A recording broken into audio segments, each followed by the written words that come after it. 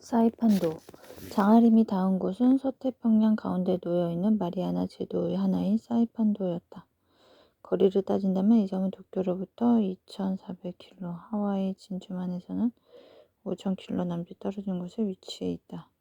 면적은 불과 180평방킬로이고 둘레는 400여 리밖에 안 되는 조그마한 섬이지만 이 섬의 전략적 중요성은 전 일본군이 옥세를 결심하고 있을 만큼 매우 큰 것이다. 일본군은 이른바 절대 국방권이라는 것을 세워 어떤 공격에도 결코 물러서서는 안 된다는 원칙을 고수하고 있었는데 사이판도야말로 서태평양상의 절대 국방권에서 가장 중심이 되는 지점이었던 것이다.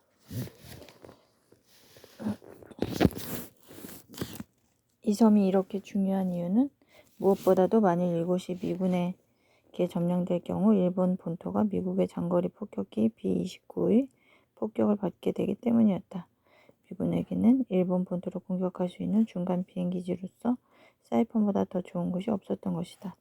미국의 위협이 있기 전에는 사이판에는 1000여 명의 일본 해군 육전대가 주둔하고 있었다. 이들은 사이판 남부에 건설된 이스리트 비행장을 지키고 있었는데 해안 포대에는 기껏해야 6인치 포와 고사포가 몇 개 놓여 있을 뿐이었다. 이때만 해도 이 섬은 아직 전쟁을 겪지 않은 평화로운 남국이었다. 그러나 태평양상에서 미국의 공격이 점차 열기를 더하자 일본군 수뇌부는 사이판 방어의 위급함을 느꼈다. 그리하여 곧 방어태세가 갖추어지기 시작했다. 사이판 방어를 위해 새로 제31군이 창설되었고 군단장에는 육군 중장 오바다 히데요시가 취임했다. 곧 학작전이라고 하는 수송작전이 개시되었다.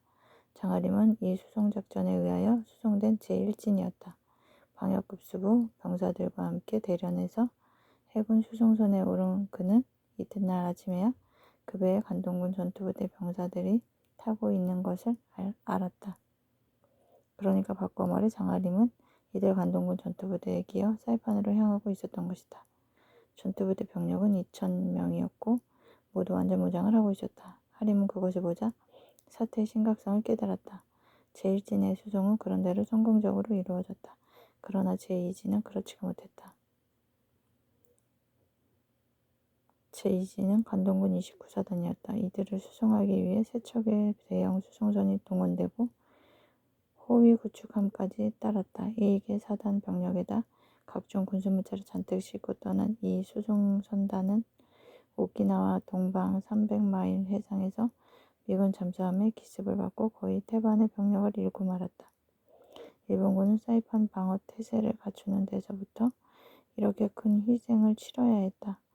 미국의 공격이 개시되기까지 사이판에 집결한 일본군 병력은 6개 공군을 합쳐 35,000명에 달했다. 조그마한 섬 하나를 지키기 위해 이렇게 대병력이 투입된 것은 세계 전사상 극히 이례적인 일에 속한다. 일본군 외에 이 섬에는 민간인도 많이 있었다. 주로 사탕수수 등 농사를 지으려고 본토에서 건너온 일본인들로 그 수가 2만이 넘었다. 이 밖에 간호원으로 종근하고 있는 여학생들과 군속의 가족들도 상당수 있었다. 군인은 물론이라니와 모든 민간인들까지 사이판 방어에 동원되었다. 살아있는 것이면 모두 이 방어 계획에 참가하지 않을 수 없었다. 해안선을 따라 진지가 구축되고 각종 화기가 배치되었다. 철통 같은 방어 태세였다. 장하림은 육군병원에 근무했다. 병원 규모는 상당히 컸다. 겉으로 보기에는 순수한 군병원에 불과했지만 내부에는 관동군 방역급수부처럼 극비의 임무를 띤 부서도 있었다. 장하림은 바로 이 부서에서 일했다. 전에 하던 일의 연장이었다.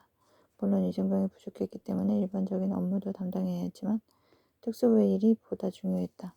그는 시키는 대로 묵묵히 일만 했다. 그러나 특수부가 앞으로 사이판에서 무슨 일을 할 것인지는 아직 모르고 있었다. 그런 어느 날 밤 미다라고 하는 군의 장교가 하림을 그의 방으로 불렀다.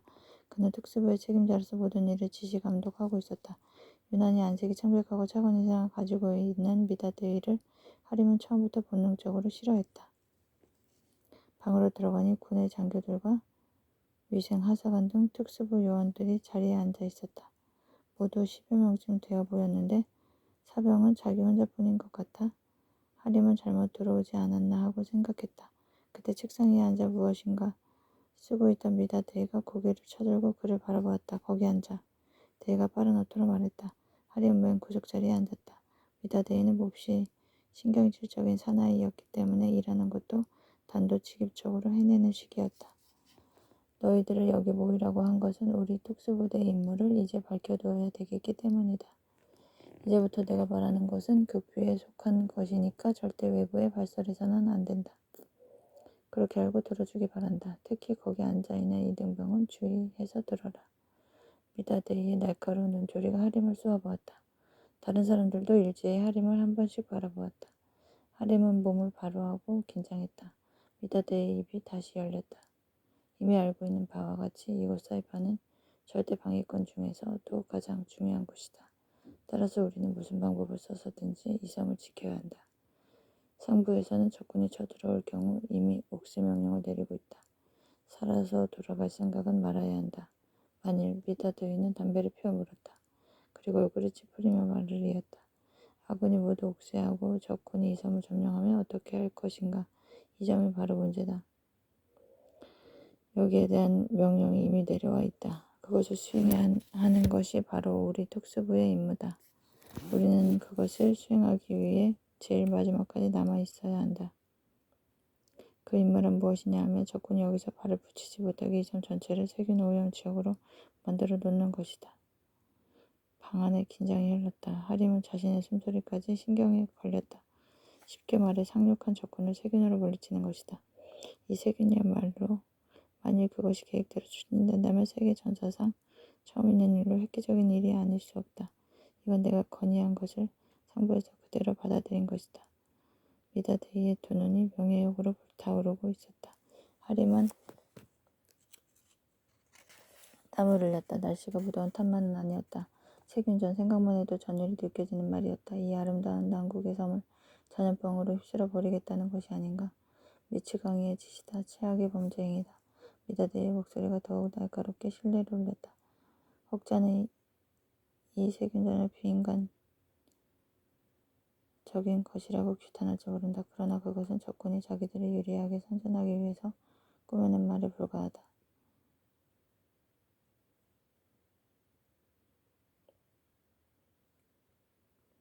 전쟁에는 인간적이니 비인간적이니 하는 말은 해당되지 않는다. 전쟁의 목적은 승리했다. 승리하기 위해서 우리는 싸우고 있는 것이다. 그러므로 수단 방법을 가리지 말고 싸워야 한다. 적군은 아군을 체포하면 귀를 자르고 코를 베어낸다. 눈까지 흡입 판다. 이런 놈들에게 인간적인 전쟁을 하라는 건 말도 안 되는 소리다. 세균전을 보다 완벽하게 수행하기 위해서는 장기전이 필요하다. 적군이 세균을 박멸할 것이 틀림없으니까 우리는 계속 숨어서 세균을 살포해야 한다.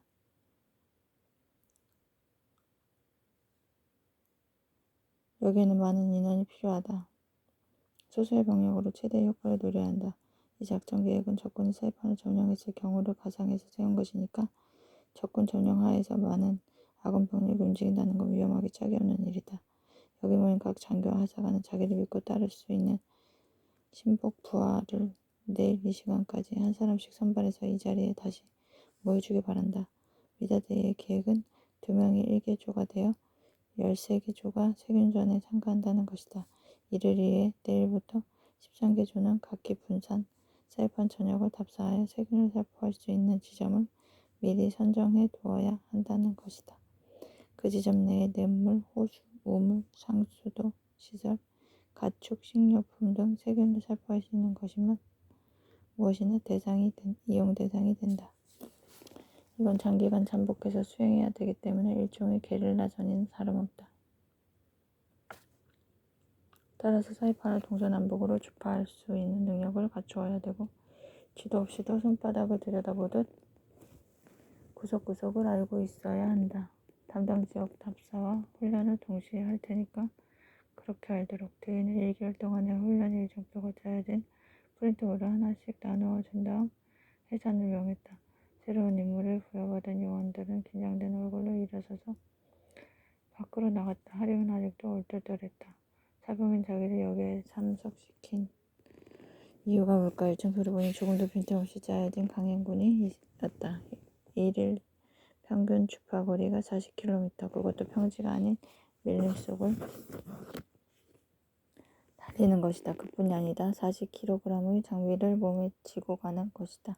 주파가 끝나면 계속해서 살포대상을 물색하고 잠복처에서 4시간 동안 수면을 취한 다음 다시 달리기 시작한다. 식사는 비상식량을 휴대하기는 하지만 절대 거기에 손을 대서는 안 된다. 결국 뱀, 들쥐, 개구리, 야자열매, 물고기, 벌레 같은 것으로 식사 대용을 해야 된다. 훈련 도중에 발견되는 원주민은 경우에 따라 살해해도 좋다.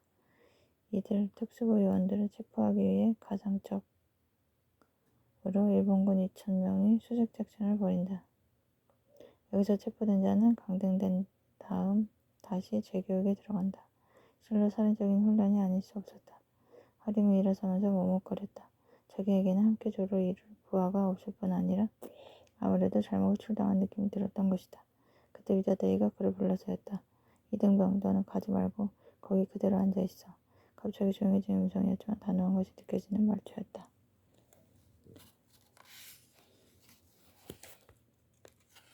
하림은 담배를 피우고 있는 위다데이를 희끗 바라보았다. 저렇게 약하게 생긴 군의 장교가 그런 특수훈련을 지휘한다는 것이 믿어지지가 않았다. 대부분 군의 장교는 그 특수기술 때문에 군대의 기초훈련도 제대로 받지 않고 장교가 된 사람들이다. 때문에 특수훈련이나 작전 같은 것과는 처음부터 거리가 멀게 마련이다. 하림의 이름을 간파한 듯 위다데이는 이렇게 말했다. 나를 일반 군의 장교와 똑같이 봐서는 큰 실례다. 그렇지 않다는 것이 곧 밝혀지리라 믿는다. 그건 그렇고 나는 전에도 네가 조센징이라 별로 관심을 두지 않았지만 차차 지내면서 보니까 너는 다른 조센징들과는 좀 다른 데가 있어. 다시 말해 너는 믿어도 좋을 놈이야. 그래서 나는 너를 믿기로 했다. 조사 결과 너의 도쿄에서의 행적 그리고 가축공과 뭔가 하는 여자와의 관계가 밝혀졌지만 내가 볼 때 그런 건 문제가 안 된다고 생각한다. 문제를 삼으려면 삼을 수 있겠지만 나는 그러고 싶지가 않다. 네가 내 후배라는 점을 나는 높이 사고 싶다. 너는 모르고 있었겠지만 나는 동경지대 의학부를 나왔다. 너보다는 몇 년 선배다. 하림은 좀 어리둥절했다. 이자가 무슨 말을 하려는 것일까? 가족과의 관계까지 알아낸 것을 보면 그동안 상당히 조사를 한 것 같다. 학교 선배라고 그럴 수도 있겠지. 그게 어떻단 말인가? 반갑습니다. 하림은 덤덤한 목소리로 말했다. 나도 반갑다. 위다데이는 하림에게서 눈을 떼지 않고 말했다. 그런데 한 가지 물어볼 게 있다.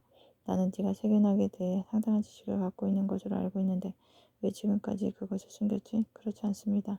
잘못 보신 겁니다. 나한테 거짓말하는 거냐? 학교의 조회한 결과 너의 세균학 점수가 매우 우수한 것으로 나타났어. 담당 교수도 그런 의견을 보내왔고 그렇지만 그건 보잘것없는 겁니다. 그의 대답은 자신을 잃고 있었다. 데이는 팔짱을 끼고 일어섰다. 네가 그런 식으로 대답하는 이유는 뭐지? 겸손이 지나쳐서 그러는가? 아니면 협조하기 싫어서 그러는 건가? 그런 것이 아닙니다. 별로 아는 바가 없어서 사실대로 말씀드린 것뿐입니다. 자격이 있고 없고는 내가 판단할 일이다. 내일부터 너는 내 조수일을 봐라. 하림은 잠자코 있었다. 특수부의 핵심을 자신이 접근한다는 것은 결코 바람직한 일이 못 되었다. 중요한 일을 맡으면 맡을수록 전쟁 범죄자가 되는 것이다. 왜 대답이 없나? 싫은가? 대위는 신경질적으로 물었다. 아닙니다. 명령대로 하겠습니다.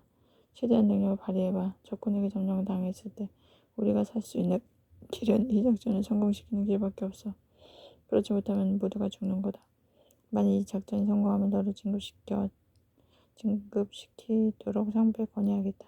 내일부터 네가 할 일은 나와 함께 우리 특수부 요원들이 음식해놓은 살포 대상을 점검하는 일이다. 각 장소마다 온도와 습도를 재고 세균이 번식할 수 있는지의 여부를 알아내는 것이다. 그렇다고 다른 요원들과 다르게 대우를 받는다고 생각해서는 안 된다. 똑같이 훈련을 받고 어떤 면에서는 그 이상의 고생을 각오해야 한다. 세계는 모두 배양되어 있다. 이리 따라와. 위다데이는 하림을 데리고 방을 나갔다. 불빛이 희미하게 비치는 긴 복도를 따라가자 구석진 곳에 통제구역이 있었다. 하림이 한 번도 들어가보지 못한 곳이었다. 문 앞에는 부처가 서 있었다. 육중한 철문에는 자물통이 채워져 있었다. 위다데이는 호주머니에서 열쇠를 꺼내어 자물통을 열었다. 불을 켜자 너댓 병원되어 보이는 실내가 눈에 들어왔다. 사면의 벽에는 밑에서부터 천장까지 온통 선반이 층층이 만들어져 있었고 선반에는 각종 색깔의 병들이 가득 들어차 있었다. 실내 중앙에는 각종 실험기구가 어지럽게 흩어져 있었다. 미다데이는 한쪽 벽으로 다가가서 벽 중앙에 가로질러 있는 가운데 선반을 가리켰다. 거기에 놓여있는 병에는 각종 세균의 이름들이 적혀 있었다. 이게 완성된 것들이지. 이걸 모두 뿌리면 10개 사단 병력보다도 우수한 힘을 발휘하게 된다. 데이는 매우 자랑스러운 모양이었다. 그 자랑스러움을 학교 후배에게 인정받고 싶어하는 기색이 역연했다. 하림은 세균의 이름을 하나하나 눈여겨봤다. 콜레라균, 이지균, 페스트균, 티푸스균, 가스궤저균 등 무시무시한 전염병의 병원체들이 모두 준비되어 있었다.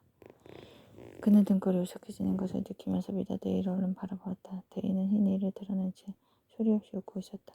그것이 더욱 기괴한 인상을 이루고 있었다. 흡혈귀 같은 놈. 하림은 자기도 모르게 속으로 중얼거렸다. 그때 미다데이가 페스트 병균을 집어들었다. 이건 건조한 객담에다 배양한 것인데 앞으로 3개월은 생존 가능하지. 하림 숨이 꽉 막혔다. 뭐라고 대꾸할 말도 없었다. 수고 많으셨습니다. 그는 겨우 이렇게 말했다. 데이는 기분이 좋은지 어깨를 으쓱 하면서 또 소리 없이 웃었다. 그것뿐이 아니다. 따라와봐. 데이는 안쪽으로 나 있는 철문을 열었다. 데이를 따라선 하림은 또 한 번 놀랐다. 바로 지하실 계단이 희미한 불빛 속에 비춰들었던 것이다.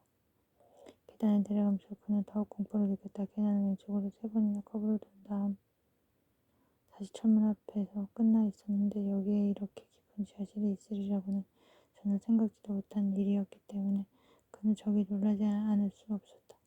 철문이 열리는 순간 짐승들의 울부짖음이 들렸다. 동시에 뜨거운 열기와 역겨운 냄새가 확 풍겨왔다. 소리를 지를 뻔했다. 그가 멈춰서 미다데이가 그의 어깨를 툭 쳤다. 보기보다는 겁이 많은 놈이구나. 겁낼 것 없어. 모두 우리 속에 들어있으니까. 병든 짐승들이 아닙니까? 괜찮아. 병들지는 않았어. 철저히 소독을 하고 있으니까. 천장까지 여러 층으로 이뤄진 우리들이 나란히 서 있었는데 맞은편 끝은 멀어서 보이지가 않았다. 어마어마하게 넓은 지하실이었다. 아까는 지하실의 깊이를 놀랐고 이번에는 그 넓이에 하림은 자신이 마치 꿈을 꾸고 있는 것 같은 기분을 느꼈다. 푸르스름한 불빛에 눈이 익자 먼저 쥐떼가 보였다. 비쩍 마른 쥐들이 털을 부서져 일으키고 슬금슬금 움직이고 있었다. 대부분은 군데군데 털이 빠져버려 흉측한 얼굴들을 하고 있었다. 쥐들은 조그만 눈들을 반짝거리며 먹이를 찾아 빙빙 돌아갔다. 수만 마리는 될 것 같았다. 물 안에서 울부짖는 것은 개들이었다. 뼈만 남은 개들은 창살을 물어뜯으며 으르렁거렸다. 늑대같이 보였다. 개들도 머리와 잔등에 털이 빠져 있었다. 수천 마리는 될 것 같았다. 하림은 자신도 짐승이 되어버리는 것 같았다. 미다데이가 뭐라고 말했지만 잘 알아들을 수가 없었다. 미다데이가 손짓을 해가며 다시 소리쳤다.